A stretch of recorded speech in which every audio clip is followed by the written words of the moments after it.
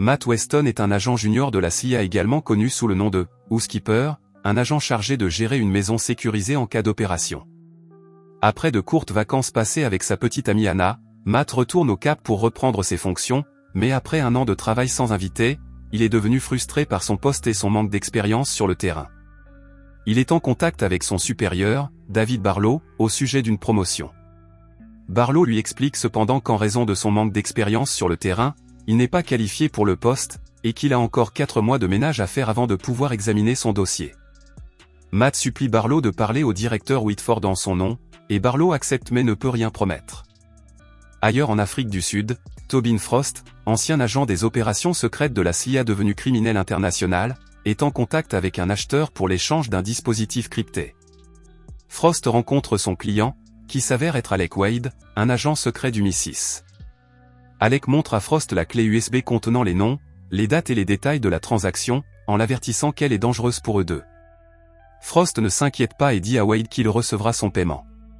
Frost se rend dans la salle de bain où il transfère les informations de la clé sur une puce qu'il s'injecte ensuite dans la cuisse.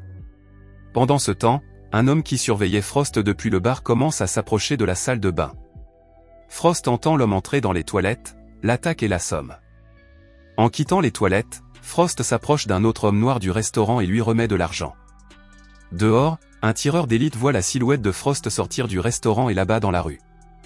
Un jeune garçon vérifie ses poches mais signale aux hommes qu'il n'a rien trouvé. Pendant ce temps, le vrai Frost conduit Wade sous la menace d'une arme à l'arrière du restaurant, le soupçonnant de l'avoir piégé, mais Wade nie les faits.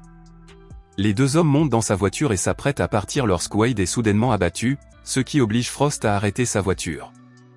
Il sort rapidement de la voiture et pénètre dans une foule de manifestants, mais des hommes fouillent la foule, armes au poing. Frost n'est pas loin avant de se rendre compte qu'il est encerclé dans la rue. Frost aperçoit le consulat américain de l'autre côté de la rue et se débarrasse rapidement des faux passeports et de l'arme avant de s'engouffrer dans le consulat, laissant les hommes frustrés. Bientôt, l'Anglais est alerté que Frost est en garde à vue et Whitford se demande pourquoi il est réapparu après 9 ans.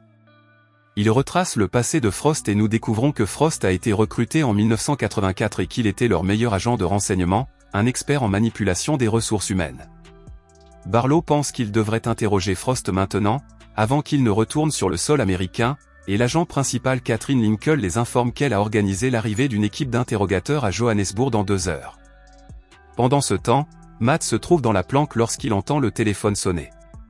Il se précipite pour l'écouter et découvre qu'il a son premier enregistrement depuis de nombreux mois. Nous voyons ensuite une équipe d'extraction de la CIA arriver au Cap et s'arrêter au consulat pour transporter Frost à la planque. L'équipe d'extraction dirigée par l'agent Kéfir arrive bientôt et Matt assiste avec anxiété à l'arrivée de Frost, qu'il reconnaît à sa notoriété.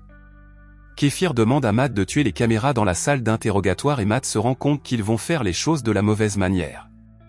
Kéfir exige de savoir pourquoi Frost se trouve en Afrique du Sud et tout ce qui concerne ses opérations, mais Frost, calme et posé, se contente de le regarder fixement. Les hommes attachent Frost à une chaise et commencent à le torturer avec de l'eau, et Matt s'efforce de regarder ce qui se passe. Au moment où Kéfir demande une lame, l'alimentation électrique de l'abri est coupée. Les alarmes se mettent à sonner, et Kéfir et ses hommes se précipitent pour prendre leurs armes et se mettre en position lorsqu'ils voient 12 hommes lourdement armés s'approcher de l'abri. Matt, pris au milieu, sort son arme et se met à l'abri dans une pièce. Peu après, la porte de l'abri est arrachée et les agents de la CIA sont assommés par une grenade.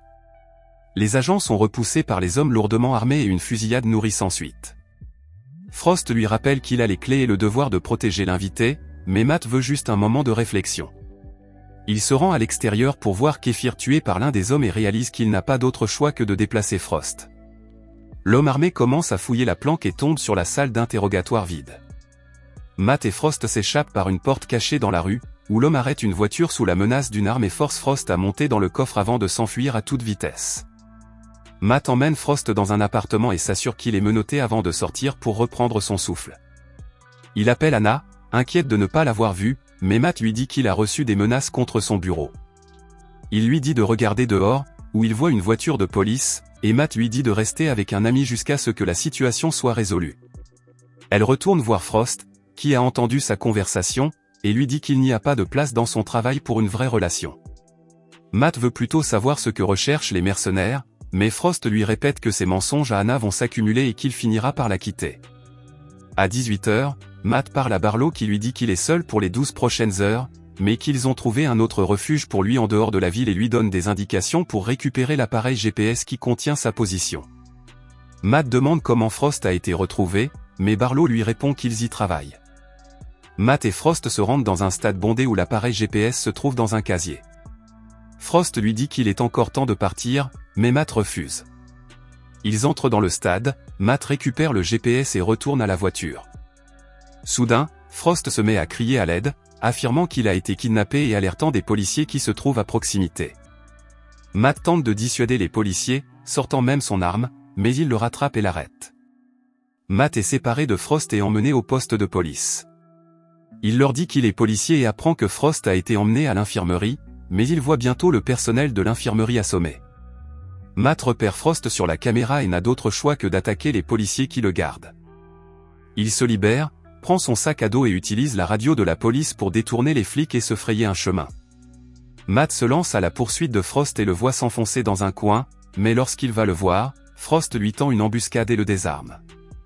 Matt est forcé de s'agenouiller, craignant de mourir, mais Frost tire un coup de feu à côté de lui disant qu'il ne tue que des professionnels avant de disparaître. On voit Frost retirer la puce de son corps et la mettre dans un sac. Il se rase ensuite la tête et se photographie. Matt et Anna se rencontrent secrètement et il lui avoue qu'il lui a menti et lui dit la vérité sur son travail à la CIA. Il s'inquiète pour elle et veut qu'elle parte, lui donnant des billets pour Johannesburg. Il hésite à partir, mais Matt l'encourage, lui rappelant qu'il l'aime. Après son départ, Matt se souvient que Frost essaie de se rendre dans une autre ville appelée Langa et se connecte à une base de données de la CIA à partir d'un café internet pour savoir qui il pourrait rencontrer. L'Anglais est alerté de son accès et les deux sont témoins du profil de Carlos Villet, un falsificateur de documents, mais il se déconnecte avant de pouvoir faire son rapport. Frost arrive à Langa où il rencontre Villet, qui le présente à sa famille et partage une bouteille de vin. Plus tard, Frost remet à Villet la puce, à laquelle il accède. Il y voit des transactions avec des agences, dont la CIA, et Frost prévoit de l'utiliser pour s'enrichir. À l'intérieur, Villet a complété les documents de Frost. Il prévient Frost de ne pas aller jusqu'au bout quand il est soudain abattu. Vargas et ses hommes arrivent et Matt, qui a entendu les coups de feu, se précipite sur les lieux. Les hommes de Vargas tuent la femme de Villet et finissent par le tuer à son tour. Frost s'enfuit sur le toit sous les tirs, échangeant des balles avec Vargas, qui le poursuit. Matt le rattrape et tire suffisamment longtemps pour que Frost saute et s'échappe. Frost est en colère, mais alors qu'il demande à Matt comment il l'a trouvé, il est surpris par une camionnette. Les deux hommes sont obligés de fuir à pied alors que les tireurs les poursuivent dans un bâtiment. Frost et Matt attendent que les hommes les poursuivent et lorsqu'ils s'approchent, ils lancent l'attaque. Les deux hommes se battent bien contre les tireurs, mais au cours de la bataille, Frost est touché et ne s'en sort pas bien. Matt se bat contre son agresseur et parvient à lui tirer une balle dans la jambe, le faisant tomber.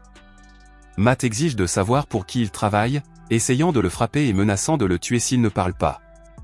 Frost descend les escaliers pour rejoindre Matt et écoute l'homme avouer qu'il a été envoyé par la CIA, laissant Matt choqué et confus. Matt et Frost se réfugient dans une pharmacie où Frost soigne sa blessure. Matt envisage toujours de l'héberger, mais Frost, affaibli, lui souhaite bonne chance. Les deux hommes se dirigent vers l'abri, Frost gisant mollement sur le siège avant.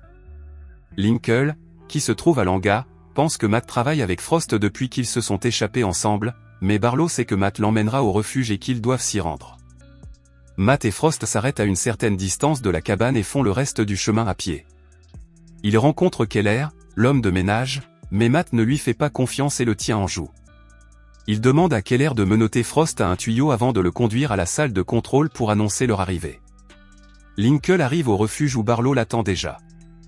Il a découvert qu'Alec a mis la main sur des informations qu'il avait vendues à Frost. Barlow tire soudain sur Lincoln, la tuant sur le bord de la route. Matt baisse sa garde un instant et Keller l'attaque soudainement. Matt réagit et les deux finissent par tomber d'une fenêtre, mais pendant la bagarre, ils se poignardent avec des éclats de verre. Matt parvient à l'étouffer et à résister jusqu'à ce qu'il tue Keller. Matt s'approche de Frost en titubant et lui demande d'expliquer pourquoi il est venu au Cap.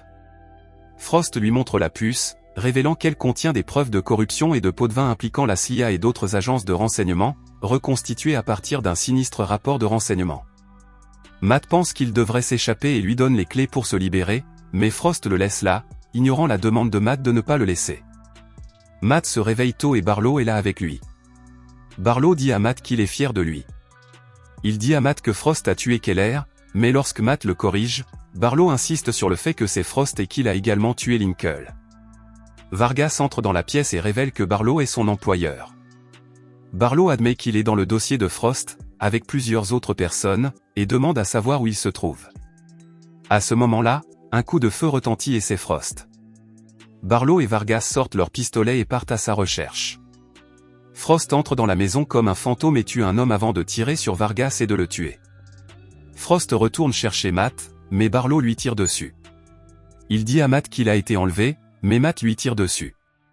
Matt va voir Frost mourant, qui lui donne la puce et lui dit qu'il est un meilleur homme qu'avant sa mort. Bientôt, les dossiers sont rendus publics et plusieurs agents de différentes agences, dont Whitford, sont inculpés. Matt se rend ensuite à Paris et observe secrètement Anna alors qu'elle est assise avec des amis dans un café. Elle le remarque de l'autre côté de la rue et lui sourit avant qu'il ne s'éloigne, convaincu qu'elle est en sécurité.